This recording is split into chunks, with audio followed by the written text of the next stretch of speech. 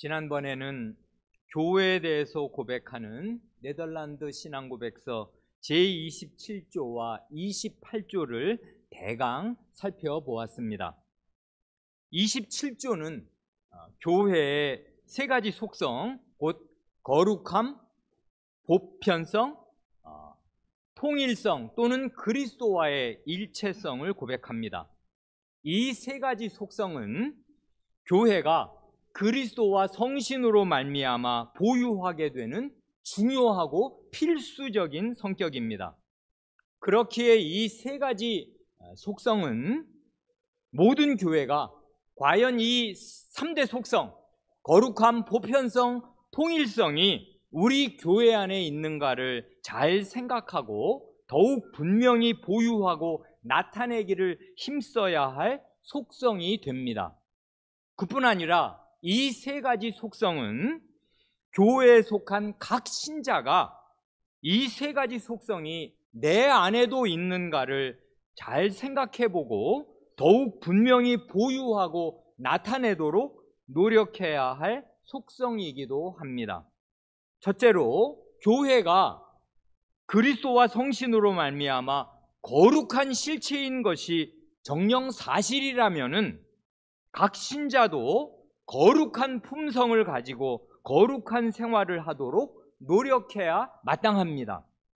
거룩함이 없이는 아무도 주를 보지 못하리라 하고 히브리서 12장 14절은 단언합니다.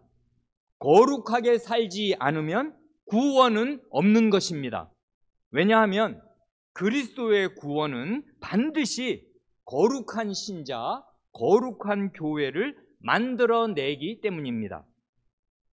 둘째로, 교회가 보편적이라면 각 신자도 그리스도의 보편적 왕권이 모든 사람에게 임하기를 위해 기도하고 나라의 임하옵시며, 이건 하나님의 왕권이 임하시오며 하는 기도지 않습니까? 이 일에 마음을 쓰고 살아야 마땅합니다. 곧 각자를 두신 자기 자리에서 빛과 소금으로 나타나기를 힘써야 하고 생활과 말로 복음을 빛나게 해야 합니다. 셋째로, 교회에 통일성, 일체성이 있다면은 각 신자도 그리스도와 한 몸을 이룬 사람답게 나타나기를 힘써야 마땅하고, 과연 내가 말하고 행동하는 것에서 그리스도 자신이 나타나는가? 이게 우리의 삶을 반성하는 가장 결정적인 거울 아니겠습니까? 그리고 교회의 다른 지체들과도 한마음 한뜻으로 더욱 연합되기를 힘쓰고 애써야 마땅합니다. 그래, 에베소서 4장 2절 이하에서는 모든 겸손과 온유로 하고 오래 참음으로 사랑 가운데서 서로 용납하고 평안에 매는 줄로 성신이 하나 되게 하신 것을 힘써 지키라 하십니다. 성신께서 교회를 하나 되게 하셨으니 그 하나 되게 하신 것을 힘써 지켜야 한다, 그 말이겠습니다. 그러려니 겸손해야 하고 온유해야 하고 사나우면 안 됩니다. 교회에서 부드러워야 해요. 오래 참아야 하고 사랑으로 다른 사람을 용납해야 마땅합니다. 이런 것은 나도 의지적으로 노력을 해야 하는 것이지 가만히 앉아 있으면 되는 게 아니고 저절로 되는 것도 아닙니다. 그 다음 네덜란드 신앙고백서 28조는 교회에 가입할 의무에 대해서 고백하지 않습니까? 왜 반드시 교회에 가입해야 하는가 하면 교회를 떠나서는 구원이 없기 때문이라 합니다. 통상적으로 거의 대부분의 경우에 그렇습니다. 다시 왜 반드시 교회에 가입해야 하는가 하면 그리스도께서 주시는 안식을 얻으려면은 그리스도의 멍에를 내 목에 매야만 하는데 각 신자가 자기 목에 매어야 할 그리스도의 멍에란 교회의 가르침과 권징에 복종하는 것이기 때문이라 하고 고백합니다. 그러니 교회의 가르침과 권징에 복종하지 않는 사람이나 아예 그럴 교회가 없는 사람은 그리스도께서 주시는 안식을 누릴 수가 없는 것이겠습니다. 그래 어느 정도로 교회에 가입해야 하는가 하면 국법이 금하고 사형이나 형벌을 달게 받게 된다 하더라도 교회에 반드시 가입해야 한다 하고 우리의 신앙 고백서는 고백합니다. 종교개혁기와 그 직후 시대의 교회는 이처럼 교회를 중요시했습니다. 교회가 신자의 어머니이기 때문입니다. 교회가 하나님 아버지의 집이기 때문입니다. 어머니와 아버지 없이 살 수 있는 자식은 없는 거 아닙니까? 그래, 하나님의 집을 떠나고 어머니인 교회를 떠나서는 어떤 안전도 없는 것입니다. 오늘은 그 다음 네덜란드 신앙고백서 제29조를 고백하고 배우겠습니다. 29조의 제목은 참된 교회와 그리스도인의 표지입니다. 먼저 이 제목에 대해서 간단히 두 가지를 말씀드립니다. 첫째로 표지. 표지란 착표지 할 때 그 표지가 아니고요. 표시라는 뜻입니다. 영어로는 마크예요. 마크. 그러니까 한자로 이 표지의 지자는 발음이 두 가지지 않습니까? 지식 혹은 학식 할 때는 그 알식자이지만은 표지판 할 때는 알릴 지자입니다. 그래 표식판이라고는 말하지 않잖아요. 표지판 할 때 그 지자가 알릴 지자란 말입니다. 표에서 알리니까 표지판이에요. 그래서 여기 보면은 알린다, 표시한다 하는 뜻으로 그리스도인의 표지, 교회의 표지라 한 것입니다. 둘째로 이 제목은 최대한 압축해 놓은 형태입니다.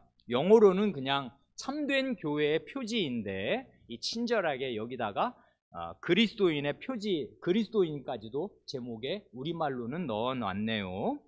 그래 원래 말하려는 건 두 가지인데 다 충분히 말한다면 참된 교회의 표지와 참된 그리스도인의 표지입니다.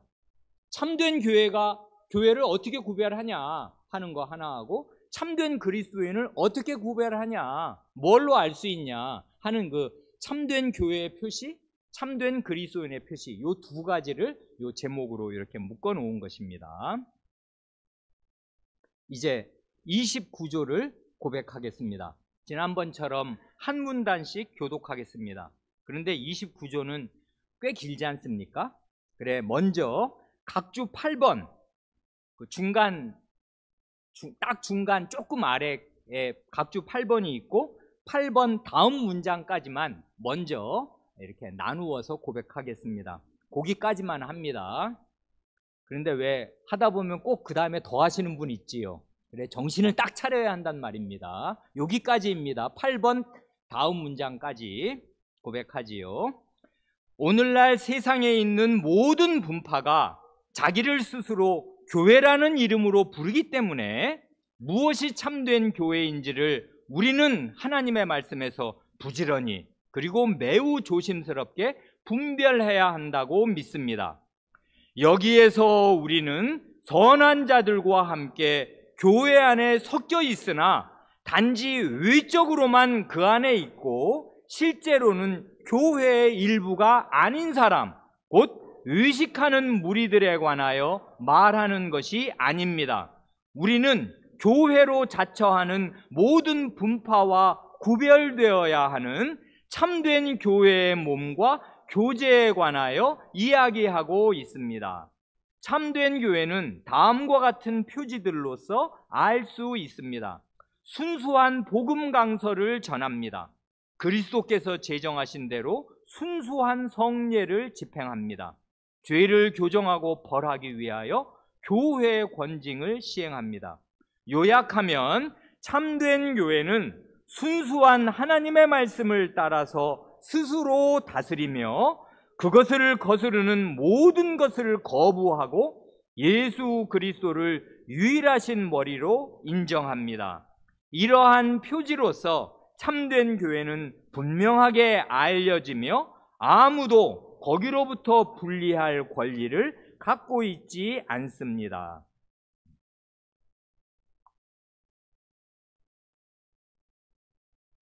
여기 맨 처음에 있는 말, 오늘날 세상에 있는 모든 분파가 자기를 스스로 교회라는 이름으로 부르기 때문에 무엇이 참된 교회인지를 우리는 하나님의 말씀에서 부지런히 그리고 매우 조심스럽게 분별해야 한다고 믿는다 고백하지 않아요? 참된 교회가 아니면서도 다들 교회의 간판을 떡떡 걸어놓고 자기 스스로를 교회라고 부르기 때문에 우리는 무엇이 참된 교회인지를 분별해야만 한다고 고백합니다. 그러면서 두 가지를 더 고백하지 않습니까? 먼저 참된 교회를 분별하는 기준이 뭐냐? 그건 하나님의 말씀이다 하고 분별의 기준을 고백하고요. 다음으로 분별하는 태도, 무엇이 참된 교회인지를 분별할 때에는 부지런하게 그리고 매우 조심스럽게 분별해야 한다고 고백합니다. 그러니 분별한다 하면서 분별이 없이 조심성도 없이 그리고 게으르게 분별해서는 안 된다 그거지 않습니까? 이런 고백에 비추어 볼 때 교회에 대한 무관심이나 무성의한 태도가 얼마나 그릇된 것인지 단박에 알 수 있습니다. 교회에 다니지 않거나 교회에 가입하지 않으면서도 자신이 하나님을 믿는 신자라고 생각하는 사람은 전혀 신앙 고백적이지 않은 것입니다. 신앙 고백으로부터 이탈한 것입니다. 혹은 먼 곳으로 이사를 가는데 자신이 이사 갈 곳에 참된 교회가 있는지를 미리 찾아보지도 않고 덜컥 이사부터 결정한다면은 그건 그 사람이 평소에 교회를 얼마나 가볍게 여기고 살았는가를 드러내는 것입니다. 참된 교회가 내가 가는 동네마다 다 있다고 생각하는 모양이지요. 그건 순진한 게 아니라 무지한 것입니다. 세상이 어떤 세상인지를 모르는 거라고요. 그래, 멀리 직장을 따라 이사를 갈 수가 있겠는데 그럴 때는 교회를 찾아봐야 해요. 내가 하나님의 말씀 들을 수 있는 교회가 그 근처 어디에 있는가? 그래 좀 멀더라도 교회 근처로 이사를 가야 마땅하단 말입니다. 하나님 말씀 없이 살 수가 없으니까.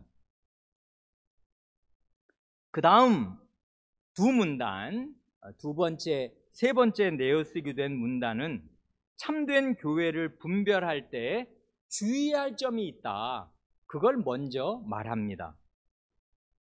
이걸 주의하지 않으면 이제 잘못된 방향으로 간단 말입니다.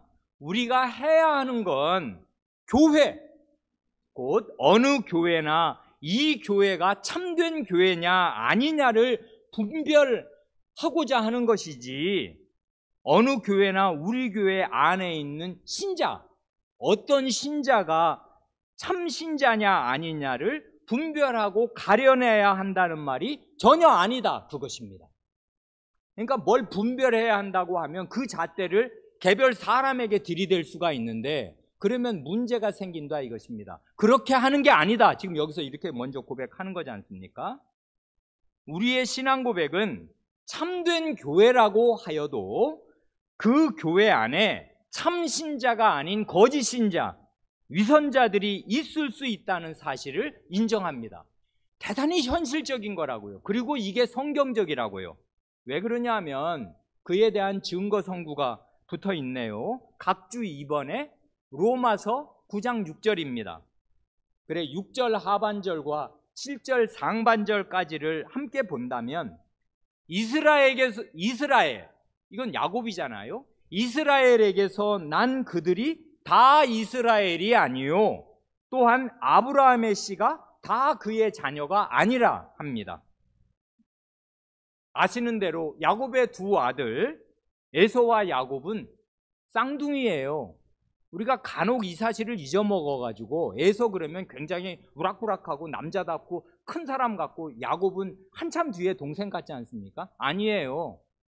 같은 경건한 부모 뱃속에서, 부모 슬하에서 한날 한시에 태어난 쌍둥이란 말입니다. 그러니 형 그 발목 붙잡고 나왔잖아요, 동생이. 그러니까 동시에 한날 태어난 같은 어머니 뱃속의 형제고 같은 아버지 밑에서 평생을 교육을 받았을 것인데도 에서는 참된 신자가 아니었습니다. 마찬가지로 아브라함의 아들 이스마엘도 참된 신자가 아니었습니다. 이게 두려운 거잖아요. 처음부터 그랬단 말입니다. 하나님 나라가 이 땅에 출범하는 그 첫 조상 아브라함, 그 다음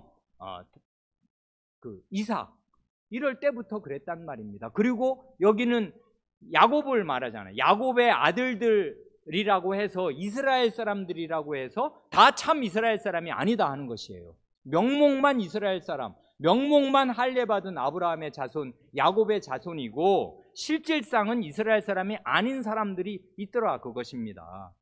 이처럼 교회 안에는 알곡 같은 참된 신자뿐만 아니라 가라지와 같은 위선자, 거짓 신자도 섞여 있을 수 있는 것이고 그런 사람들을 일일이 갈라낼 도리가 없는 것입니다.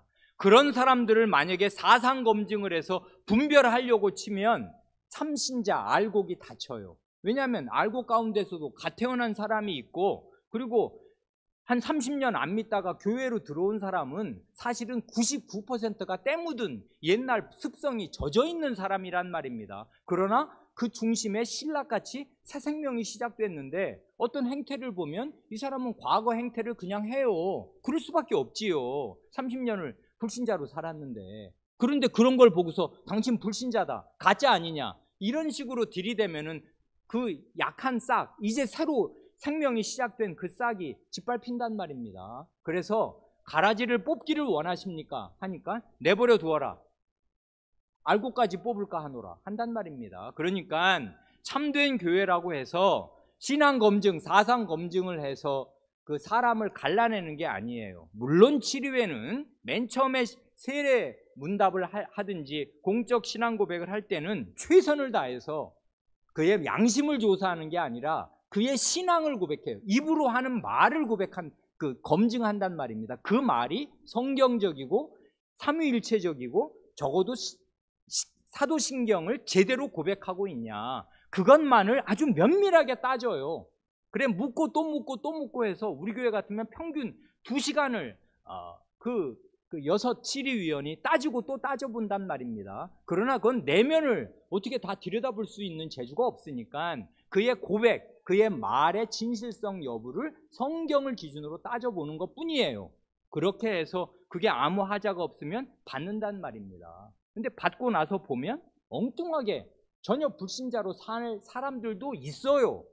내버려 두는 것입니다. 방법이 없으니까. 그러나 어떤 선은 있는 거지 않습니까? 그래서 그 선을 넘으면 하나님의 말씀을 따라 권징을 하는 것이지 가라지를 갈라내는 게 교회의 일이 아니다, 그것입니다. 그래서 먼저 참된 교회냐 거짓 교회냐를 구별하라는 것이지 참신자냐 거짓 신자냐를 구별하라는 말이 아니다 하고 주의를 줘요. 굉장히 지혜롭지 않습니까? 이 29조의 핵심은 그 다음 네 번째 문단이겠습니다. 우리의 신앙 고백은 먼저 참된 교회를 알 수 있다, 식별할 수 있다 하고 고백합니다. 이게 담대한 거예요. 알 수 있어요, 참된 교회인지 아닌지.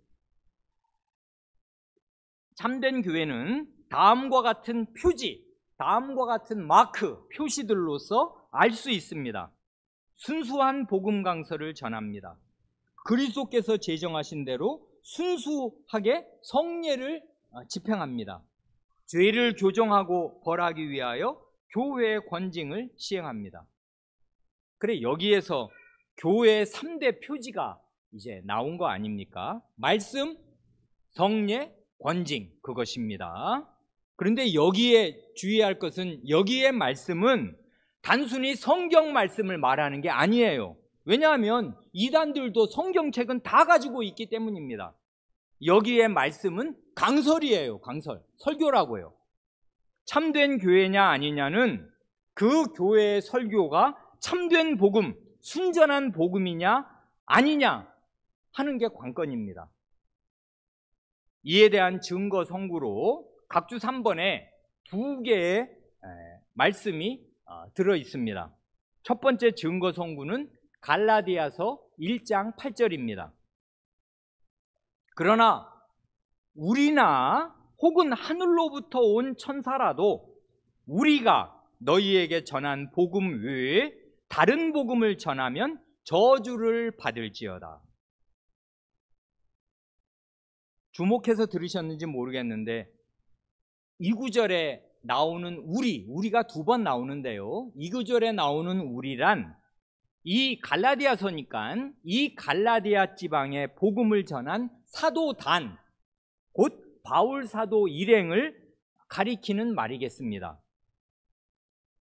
우리가 두 번 나오는데요, 두 번째 뒤에 나오는 우리는 어떤 우리냐 하면 갈라디아 지방에 이미 복음을 전한 우리입니다. 그래서 우리가 너희에게 전한 복음, 이건 이미 전했어요. 그럼 첫 번째 우리는 누군가 할 때 이것도 역시 바울 사도 일행이기는 하지만은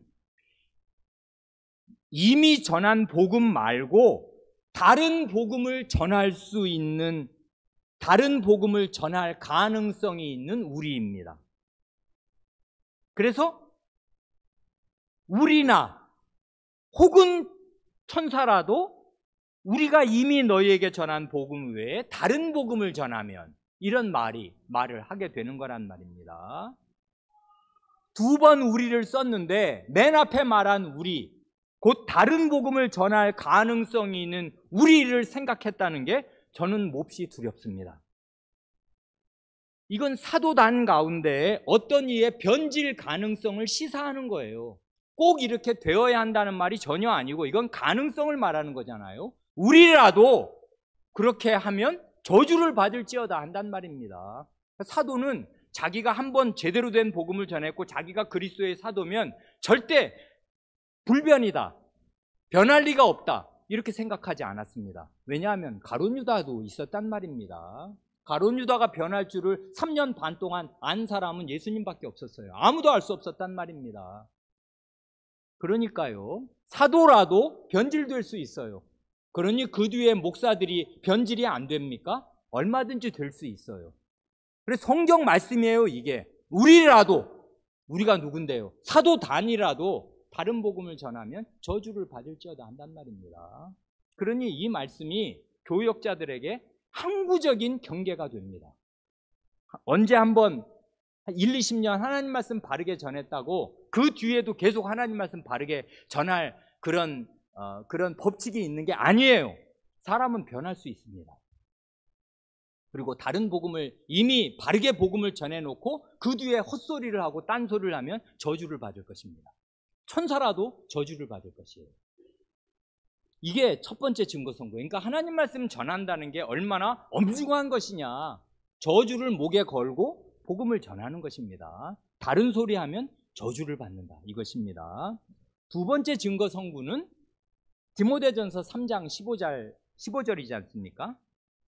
만일 내가 지체하면 너희로 하여금 하나님의 집에서 어떻게 행하여야 할지를 알게 하려 함이니 이 집은 살아계신 하나님의 교회요 진리의 기둥과 터니라. 이 구절에 교회를 가리키는 중요한 말이 두 개 나옵니다. 먼저는 교회는 하나님이 아버지로 계시는 하나님의 집입니다. 그래, 하나님의 집이라고 말하잖아요. 그러니 교회를 안 다니는 사람은 간단히 말해서 집이 없는 사람입니다. 영적인 노숙자예요. 다음으로 교회는 진리의 기둥과 터라 합니다. 그러니 교회를 안 다니는 사람은 진리의 터전을 떠나서 사는 것입니다. 별 수가 없어요. 진리의 기둥과 터는 교회 안에 있고 교회가 하나님을 아버지로 모시는 집이에요. 그래, 여기 보면 중요한 건 하나님의 말씀 강설에 대한 이 증거 성부니까 교회 안에 진리가 계속 선포되고 전달되고 있다, 이 얘기이지 않습니까? 참된 교회의 첫 번째 표지가 말씀이라면은 두 번째 표지는 그 말씀에 보이는 형태인 성례입니다. 보이는 말씀. 그리스도께서 제정하신 대로 바르고 순수하게 성례를 집례하는가, 성례가 집행되는가 하는 것입니다. 그러니 이 첫 번째 그 말씀 강설과 성례, 이 두 가지를 잘 생각해 보면요, 이 복음 강설과 성례를 누구에게 맡기신 거예요? 교회 목사에게 맡기신단 말입니다. 그렇기에 참된 교회냐 아니냐 하는 데에서 관건적인 열쇠가 되는 것은 결국 그 교회의 목사가 어떤 사람이냐 하는 것입니다. 왜냐하면 말씀과 성례를 목사에게 맡기셨기 때문에 그래요. 그 다음 참된 교회의 세 번째 표지는 권징입니다. 이 권징은 목사가 단독으로 자기 판단대로 하는 게 아니고 치리회와 함께 온 교회가 같이 시행하는 것입니다. 그렇기에 이름도 교회의 권징, 교회의 권징이라 하였습니다. 교회 안에서 권징, 곧 징계가 시행된다는 것은 교회가 단순히 신자들의 친목 모임이 아닌 것을 말하는 것입니다. 교회에는 질서가 있고 모든 신자가 따라야 할 하나님의 법, 하나님의 왕명이 서 있습니다. 그 법을 현저하게 어기면 누구라도, 목사라도, 장로라도, 집사라도, 교인이라도 징계를 받는 것입니다.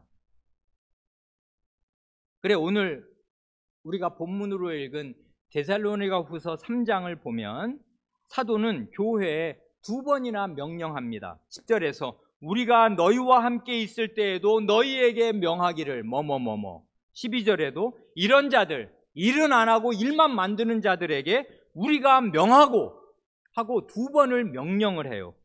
그리스도의 왕명이 사도를 통해서 우리에게 하달되는 것입니다. 그래, 사도는 권위 있게 그리스도의 사자, 사신으로서 왕명을 이렇게 전달할 때 명령한단 말입니다. 우리는 이런 사도의 명령을 들어야 할 사람들이에요.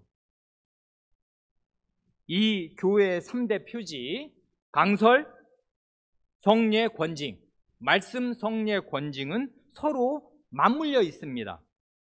핵심은 말씀, 곧 설교입니다.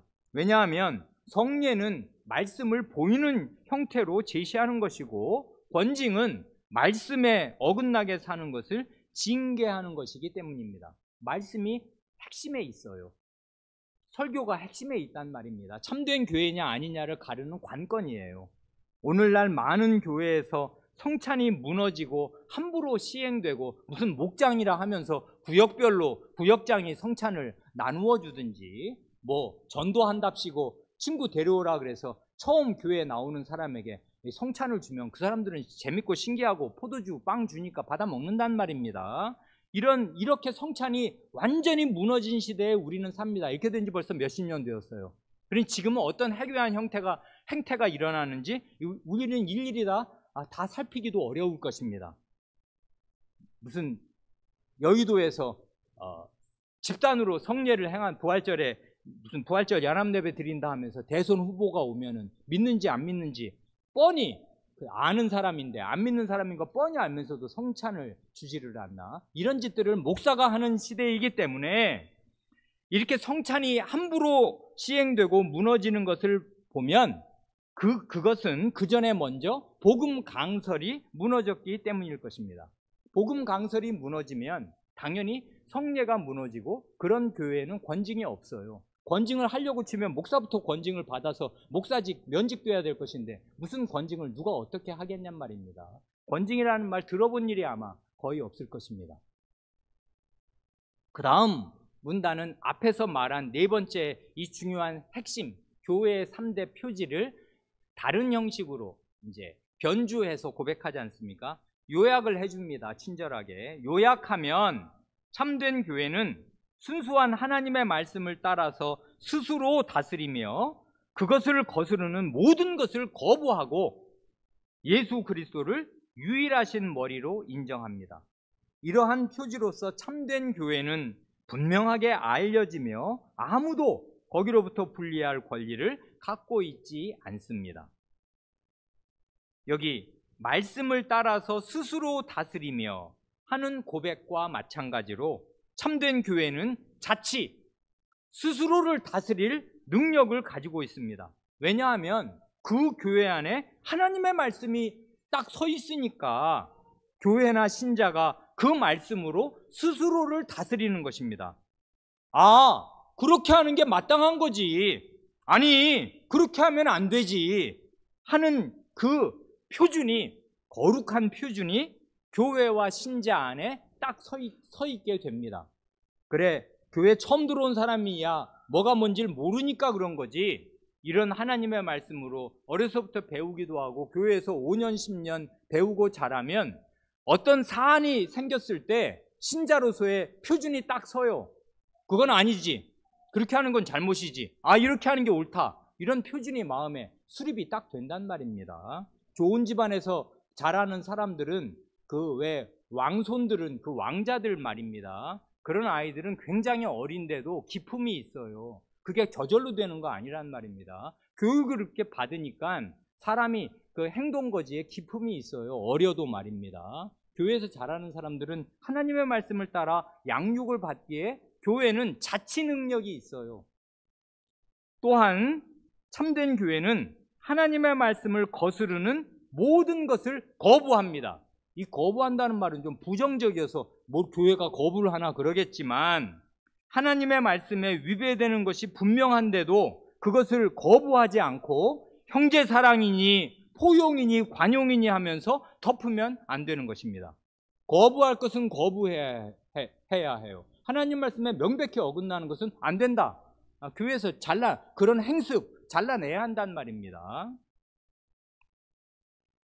이 땅에는 이런 참된 교회가 반드시 있을 것이기에, 왜냐하면 그리스도는 영원한 왕이시고 백성이 없을 수 없는 왕이시기에 이런 교회가 이 땅에는 언제나 어느 때나 있을 것이기에 아무도 그런 참된 교회로부터 분리할 권리를 갖고 있지 않다 고백합니다.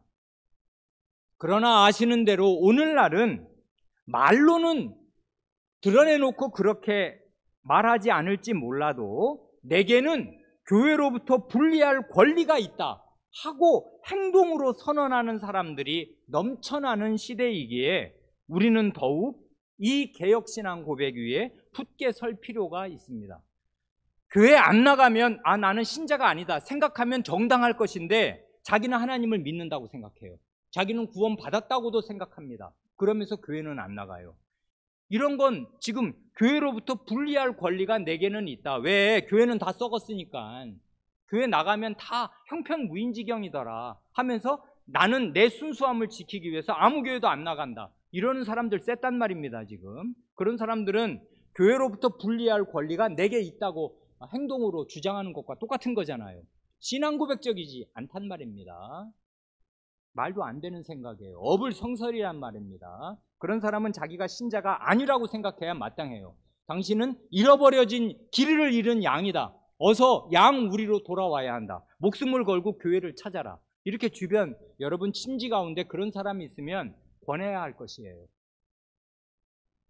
그런데 이 29조의 아주 빼어난 점은 참된 교회의 표지를 고백하면서 그와 동시에 참된 그리스도인의 표지를 아울러 고백하는 데 있습니다. 이건 뭘 뜻하는 것인가 하면 우리 교회는 정말 참된 교회야 하는 데에서 안주하지 말고 당신 자신을 돌아보라 그 말이겠습니다.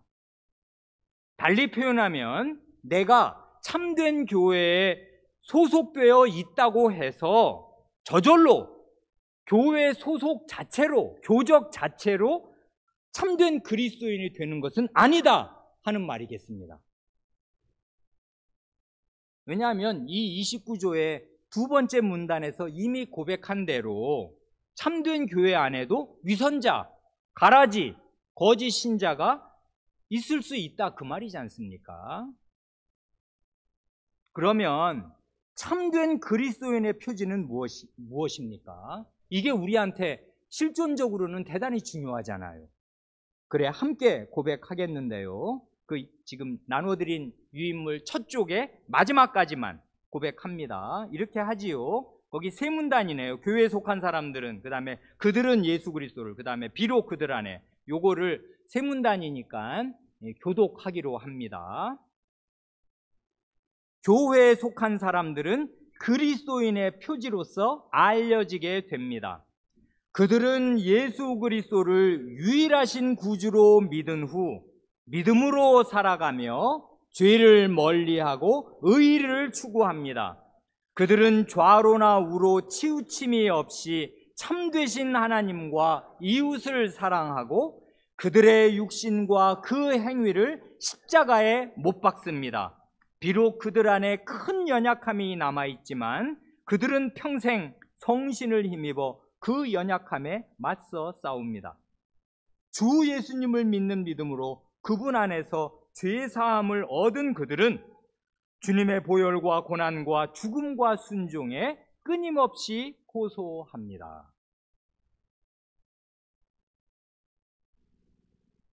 이 고백의 내용 자체가 대단히 아름다워서 그냥 다시 읽기만 하여도 참 좋습니다. 먼저 이 고백의 내용이 무엇인가를 핵심만 짚어서 말한다면 이것입니다. 참된 그리스도인은 어떤 사람입니까?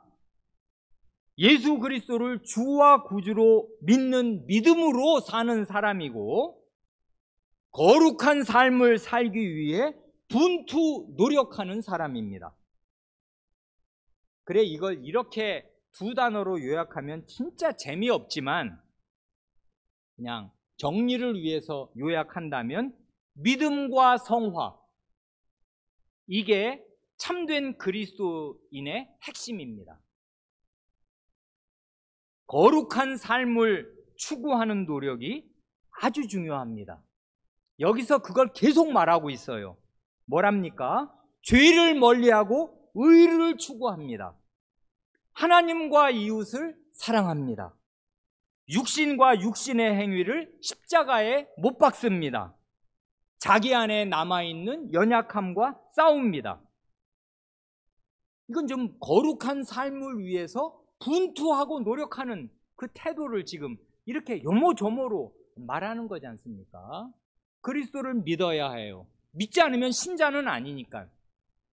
믿는 사람은 거룩한 삶을 위해서 분투 노력해야 해요. 이 두 가지란 말입니다. 이 고백이 정말 매력적인데요.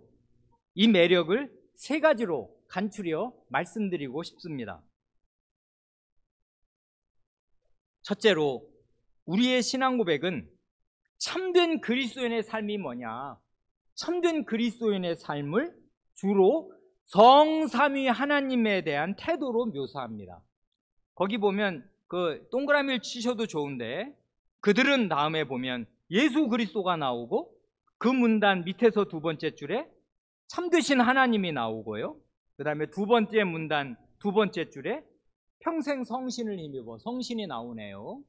그 크게 보면은 이제 두 문단인데 그리스도와 참되신 하나님과 성신이 나와요. 성삼위 하나님과의 관계, 성삼위 하나님에 대한 태도로 참된 그리스도인을 묘사해요. 그러니까 우리의 신앙의 선조들은 그 생각이나 고백이 삼위일체적이에요. 곧 참된 그리스도인은 그리스도를 믿고 의지하는 믿음으로 살아가는 사람입니다. 그는 일관되게 좌로나 우로 치우치지 않고 일관되게 하나님을 사랑합니다. 그는 성신을 의지하고 성신께서 주시는 힘을 공급받아서 그 힘으로 살아갑니다. 이게 참된 그리스도인이에요. 첫째로, 하나님 안에서 자기를 발견하고 자기 태도를 하나님께 대해서 취하고 있다, 이 사람. 이게 참된 그리스도인이지 하는 거고요. 둘째로 매력적인 점은 우리의 신앙 고백은 참된 그리스도인의 삶을 과거의 경험이 아니라 현재형으로 고백합니다. 저는 이게 대단히 매력이 있어요.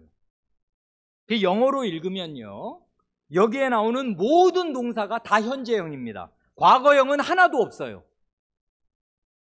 그 맨 처음에 이야기하는 내용, 우리말로 보면 이게 과거 같거든요. 그들은 예수 그리스도를 유일하신 구주로 믿은 후, 믿은 다음에 말이지, 믿은 건 과거고, 믿은 다음에 그 다음에 믿음으로 살아가며, 이러니까 과거가 있긴 있네 뭐 이렇게 생각할 수 있는데요, 이 믿은 후라는 말은 원래는 없는 것입니다. 번역을 하면서 이 목사님이 친절하게 붙여 넣은 것 뿐이에요. 그러니까 직역을 하면 믿은 후, 믿음으로 살아가면은 이게 원래 한 단어예요. 그냥 믿으며입니다. 믿으며. 그러니까 그들은 예수 그리스도를 유일하신 구주로 믿으며, 이거예요. 이걸 그냥 풀어서 믿은 후, 믿음으로 살아가며 이렇게 풀어서 번역을 한 것일 뿐입니다. 그냥 원래 원문은 현재형 하나밖에 없어요. 예수님을 믿습니다. 그리고 맨 마지막 문장도 마찬가지예요. 깐깐하게 보는 사람은 여기도 과거형이 있는데 뭘 이렇게 생각할 수 있잖아요. 주 예수님을 믿는 믿음으로 그분 안에서 죄사함을 얻은, 이건 과거형 같잖아요. 얻은 그들은 주님의 보혈과 고난과 죽음과 순종에 끊임없이 호소합니다. 에서 얻은은 과거형이 아니라 현재형입니다. 그래, 달리 번역하고 싶어요. 저 같으면 시제를 살려서 다시 번역을 한다면 요 앞뒤 순서, 맨 마지막 문장의 앞뒤 순서를 바꾸는 게 좋습니다. 그들은 주님의 보혈과 고난과 죽음과 순종에 끊임없이 호소하며 주 예수님을 믿는 믿음으로 그분 안에서 죄사함을 얻습니다. 이렇게 되어 있어요.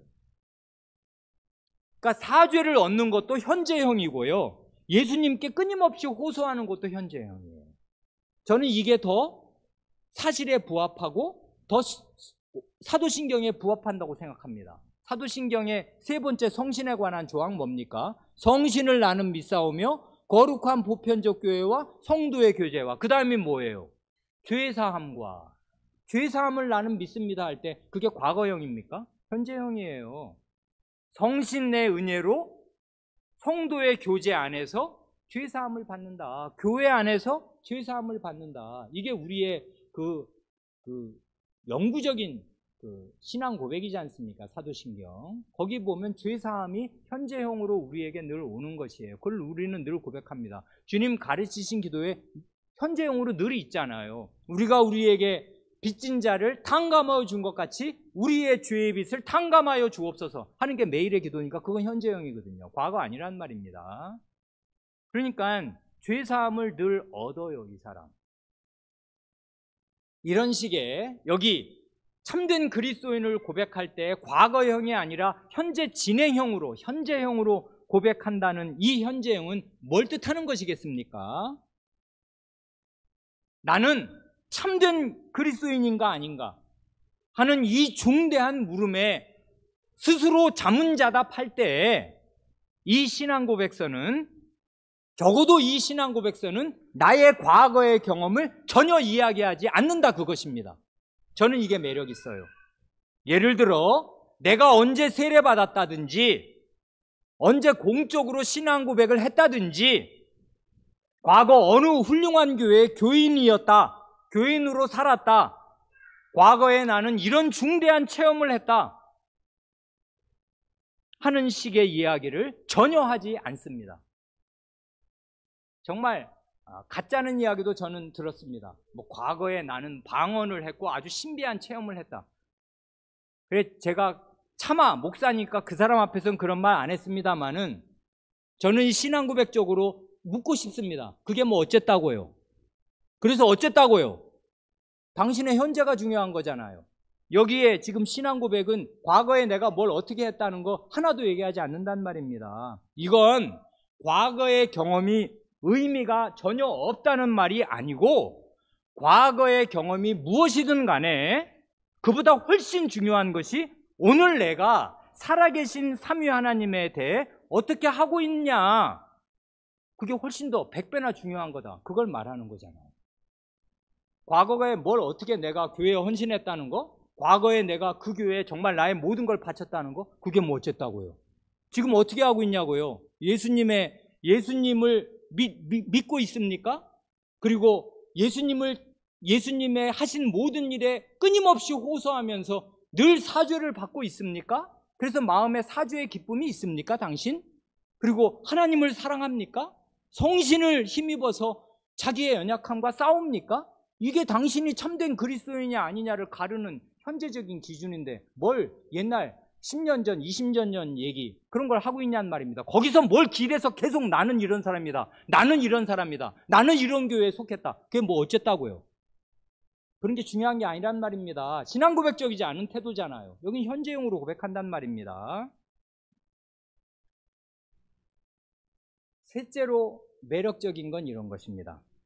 우리의 신앙 고백은 승리주의나 완전주의를 말하지 않고 나 자신의 죄와 연약함을 정직하게 고백합니다. 저는 이게 대단히 매력이 있어요. 정직하구나. 참된 신자는 마음이 깨끗하고 청결하구나. 그러니까 하나님을 뵙는 거지. 여기 고백하는 내용을 이렇게 간추려 말하면 이런 거지 않습니까? 첫 번째, 내게는 멀리해야 할 죄가 있습니다.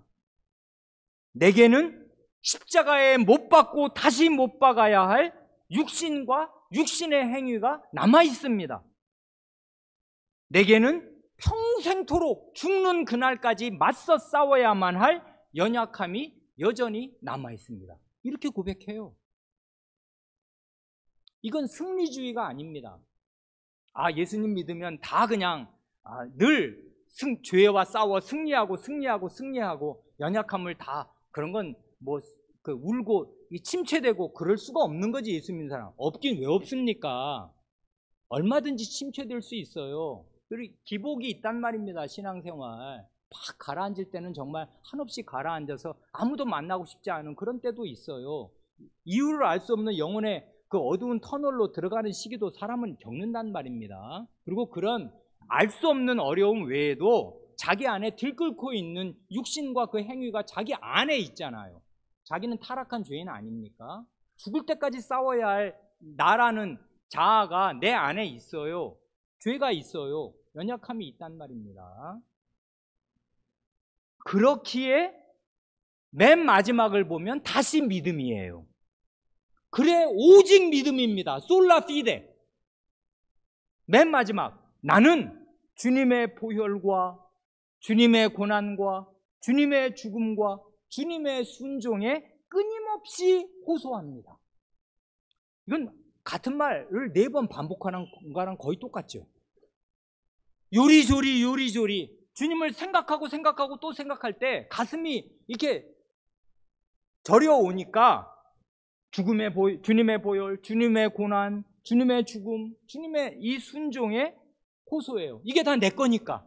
이거 없으면 나는 어떻게 살 수가 없고 이 죄에서 이 연약함에서 어떻게 벗어날 수가 없으니까 주님께 호소하며 주 예수님을 믿는 믿음으로 그분 안에서 죄사함을 얻습니다.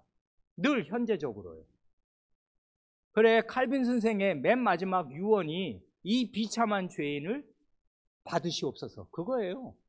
나는 30년 가까이 이렇게 전 세계를 빛낼 개혁자로 살고 내 영향력이 온 유럽에 퍼지게 하고 이 제네바를 정말 사도시대 이후에 가장 빛나는 하나님의 도시로 만든 혁혁한 공로가 있으니 하나님 은혜를 감사합니다. 이러고 죽은 거 아니란 말입니다. 하나님 이 불쌍한 죄인을 받으시옵소서 한단 말입니다. 그래, 여기 보면 예수님께 끊임없이 호소하고 그분 안에서 믿음으로 예수님을 믿는 믿음으로 사죄를 현재적으로 늘 받습니다. 오늘도 예수님을 의지하고 죄사함을 받고 오늘도 예수님을 의지하고 죄사함을 받아요. 그래, 이 고백을 보면 참된 그리스도인이 뭐냐? 참된 그리스도인은 이 고백만 보면 그리스도를 믿는 믿음으로 시작해서 그리스도를 믿는 믿음으로 맞춰요.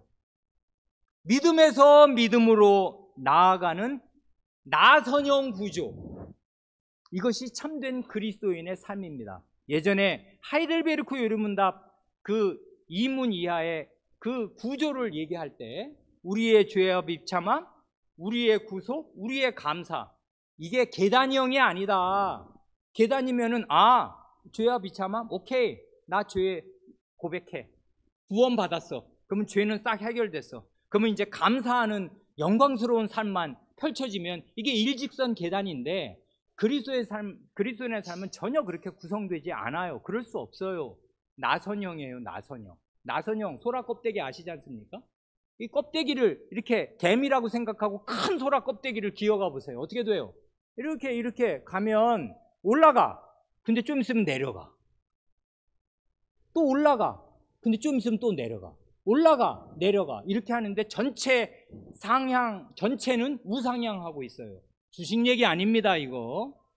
전체는 우상향 하는데 나선형이란 말입니다. 소라 껍데기의 구조로 나선형으로 가게 되어 있어요. 그러니까 죄와 비참함과 구원과 감사는 나선형으로 반복되는 거예요.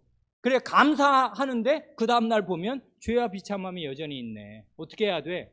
그리스도께 호소해서 죄 사함 받고 구원을 받아야 돼요. 그 어려운 상태에서. 그리고 나서 감사해야 해요. 그러면 또 한 고비를 넘었네요. 그러면 그 다음에 다시 죄와 비참함이에요. 이렇게 해서 사람이 계속 죄와 비참함에서도 깊어지고 구원을 깨닫는 데에서도 깊어지고 감사하는 삶도 피상적이지 않고 절절해지는 것입니다. 나중에는 내게 이런 거 다 없어져도 좋다. 오직 하나님 한 분, 그분만이다. 이러는 심정으로 순일하게 올라가는 그 나선형 구조란 말입니다. 여기가 그러잖아요. 칼빈 스행이 그렇게 가르쳐 놓았고, 칼빈 스행의 제자 하이델베르크 요리문답을 작성한 우리의 선조들이 그렇게 고백을 해놓았는데 이분도 똑같이 고백해요. 믿음에서 믿음으로 시작했으니 믿은 후에 뭐 어쩌고저쩌고 한다는 게 아니고 계속 믿습니다. 오늘도 믿고 내일도 믿고 죽는 그날에도 오직 예수 그리스도를 믿는 믿음으로 하나님 나라 들어가는 것이지, 제가 50년 동안 교회 다니면서 이렇게 훌륭한 일 많이 했습니다. 그러면 그냥 지옥행일 것입니다. 뭘 의지하는 것입니까? 자기를 어떻게 의지해요? 그리스도를 의지해야 한단 말입니다. 그 나머지 이쪽에 거짓 교회에 대한 내용이나 그 다음 30조, 31조, 32조는 읽어보시면 될 것입니다. 그게 이제 교회의 그 가르침과 권징이 어떤 제도적으로 이루어지냐. 하나님의 교회는 질서 있는 조직이란 말입니다. 하나님은 질서의 하나님이셔서 이제 이렇게 질서 있게 직분을 창설하시고 직분자를 통해서 하나님 말씀도 가르치고 권징을 시행하신다 하는 걸 아주 체계적으로 잘 고백해서 다 합치면 37조항 가운데 말씀드린 대로 27조부터 32조까지의 가운데 6조항이 교회에 대한 고백입니다. 이걸 그냥 쭉 읽어보시면 이제 이 네덜란드 신앙고백서에서 교회에 대해서 고백하는 내용을 다 섭취하게 되시는 겁니다. 오늘은 여기까지만 말씀드렸습니다. 기도하시겠습니다.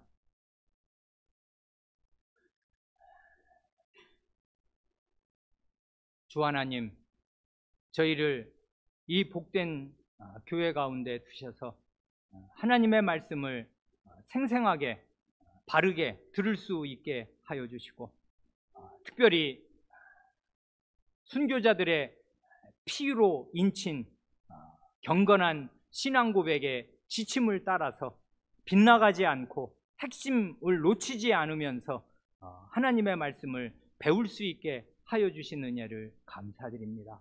저희를 이 교회에 속하게 하여 주신 은혜를 감사드리지만, 저희가 또한 참된 신자인가를 생각해 볼 때 저희 안에 많은 결함과 결격이 있는 것을 생각하오며, 저희가 날마다 성삼위 하나님에 대하여 바르게 취할 태도가 무엇인가를 다시금 되새기게 되옵니다. 참되게 예수 그리스도를 믿고 의지하게 하여 주시고, 하나님을 참되게 사랑하게 하여 주시며, 성신 하나님께서 저희 안에 계시고 저희를 지도하시는 사실을 굳게 믿고서 매사에 성신을 의지하여 자신의 연약함과 싸우는 사람들로 저희가 다 나타나게 하여 주시고, 그러므로 저희의 모든 부족에도 불구하고 저는 삼위 하나님의 은혜로 말미암아 참된 신자인 것이 틀림이 없사오니 오늘도 저를 구원하시고 또 구원하시옵소서 하고 늘 기도하는 자리에 있게 하여 주시기를 구합니다. 우리 구주 예수님의 이름으로 기도합니다. 아멘.